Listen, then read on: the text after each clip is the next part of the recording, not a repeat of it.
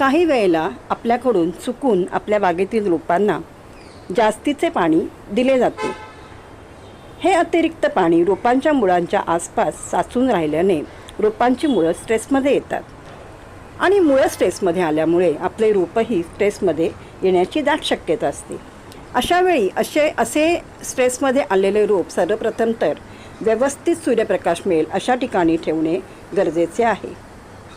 कारण कमीत कमी 7 ते 8 तासांचा स्वच्छ सूर्यप्रकाश आपल्या बागेतील रोपांना मिळणे फारच गरजेचे असते.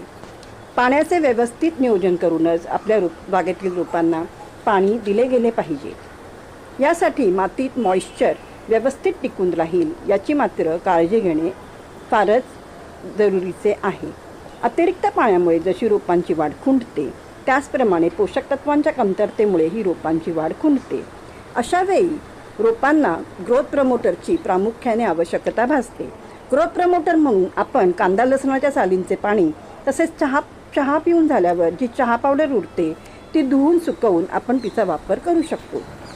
रोजच्या वापरातील कांदा लसणाच्या साली फेकून न देता जर आपण 3 दिवसांसाठी साध्या पाण्यात हवाबंद बरणीमध्ये भिजत घातल्या तर त्यापासून तयार होणाऱ्या लिक्विडचा आपण उत्तम खत, उत्तम ग्रोथ प्रमोटर तसेच एक उत्तम कीटकनाशक म्हणून वापर करू शकतो.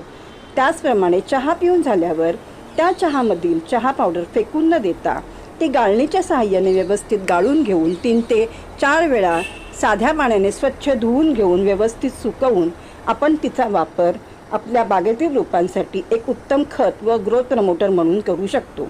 या धुवून सुकवलेल्या चहा पावडरमुळे रोपांची मुळं व ग्रोईंग पॉईंट ॲक्टिव्ह होण्यास रोपांना चांगली मदत मिळते व यामुळे झाडांची वाढ चांगली होते.